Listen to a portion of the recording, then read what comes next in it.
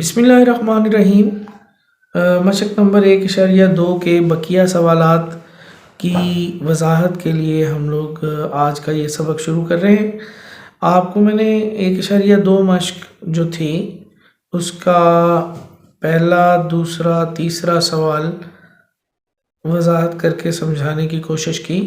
उम्मीद करता हूँ कि आपने दिलचस्पी लेकर इसको ज़िम्मेदारी के साथ ज़रूर देखा और पढ़ा होगा और किया होगा। तो आज हम इसके बाकी के सवालात उसकी थोड़ी सी वजाहत कर देते हैं, जो कि बहुत आसान, बड़े सादा से हैं। मिसाल के तौर पे सवाल नंबर 4 जो है उसमें उसने आपसे पूछा हुआ है। सवाल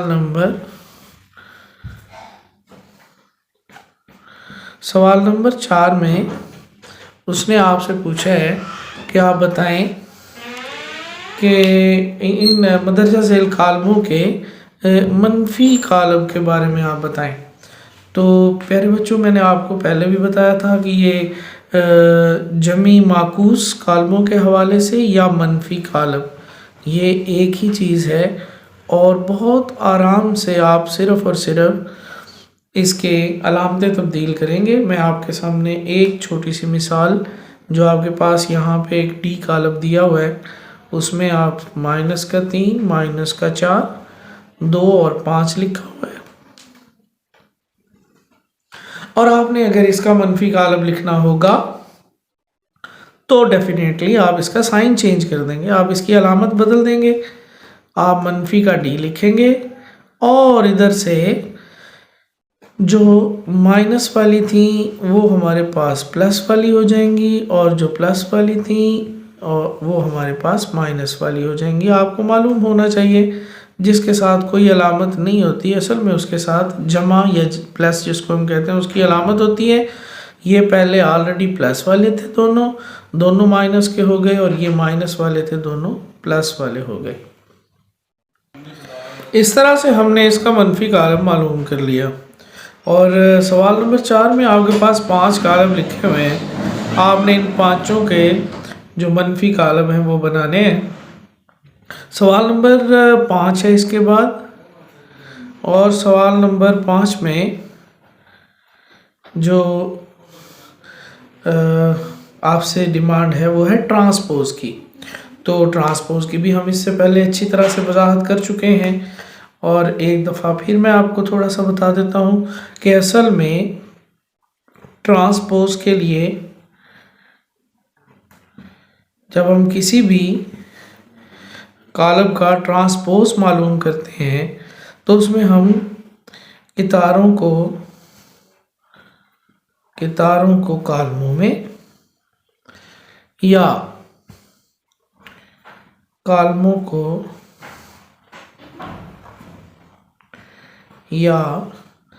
कालमों को कितारों में तब्दील करते हैं।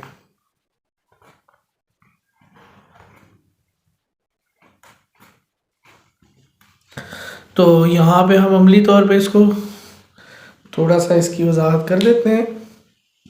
ये एक सी कालम आपके पास लिखा हुआ है। सी कालम में आपके पास 1, 2, 3 और 2, मनफी का 1 और 0।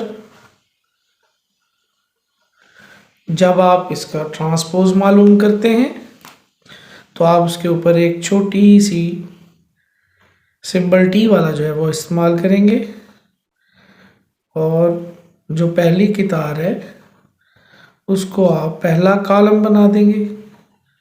फिर आप दूसरी कितार को दूसरा कालम बना देंगे, और फिर तीसरी कितार को आप तीसरा कालम बना देंगे। तो ये हमारे पास सी का ट्रांसपोज निकल आएगा।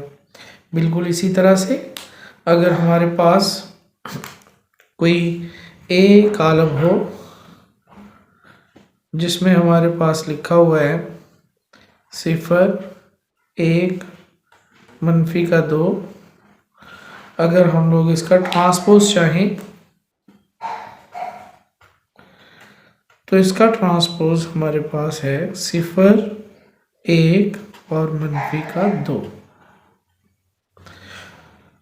तो ये चीज़ जो है ये हमें वजाहत इसकी हो गई कि ये असल में ट्रांसपोज किस तरह से मालूम करना है। हमने बाकी कालमों का भी इंशाल्लाह इसी तरह से आप मालूम कर सकते हैं। और इस मश्क का जो आखिरी सवाल है जो आपसे पूछा जा रहा है वो है, कालब आपको गिवन है, ए और बी दो कालब दिए हुए हैं और एक कालब मिसाल के तौर पे उसने यहाँ से जो आपको दिया है वो है 1, 2 और 0, 1।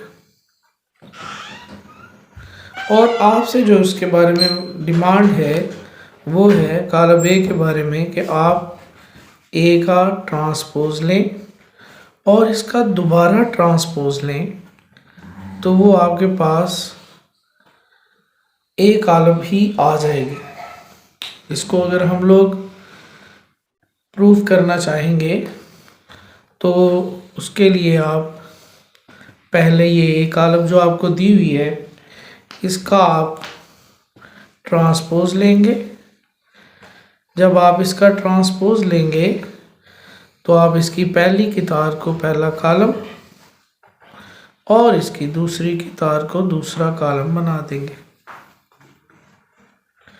और फिर जब इसी कालम को जो आपने ऑलरेडी ट्रांसपोज लिया हुआ है अगर इसका दोबारा ट्रांसपोज लेंगे तो यकीनन उसी तरह से इसकी जो पहली की तार है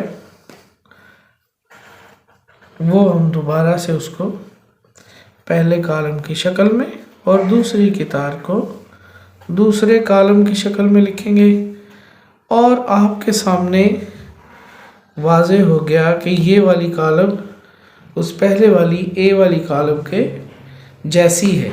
मतलब आपके पास किसी ए कालम का जब आपने डबल ट्रांसपोज लिया है तो आप यूँ कहेंगे कि वो दोबारा असल वाली कालम के बराबर होगा। तो ये एक प्रूफ मैंने आपको कर दिया जो इसका पार्ट 1 था। और इसी तर्ज पे आप इसका दूसरा प्रूफ जो उसने आपको बी कालम के हवाले से दिया है कि आप अगर बी का डबल ट्रांसपोज लेंगे तो बी का डबल ट्रांसपोज लेने से वो दोबारा बी के इक्वल ही आ जाएगा। ये आप खुद इसको ट्राई करेंगे, इंशाल्लाह ये ज़रूर आपसे हल हो जाएगा। तो आज के लिए इतना ही। अल्लाह ताला आपके इल्म में इजाफ़ा करे और हमें ज़िंदगी के हर मरहले में कामयाब करे। मिलते हैं अगले लेक्चर में। अल्लाह हाफ़िज़।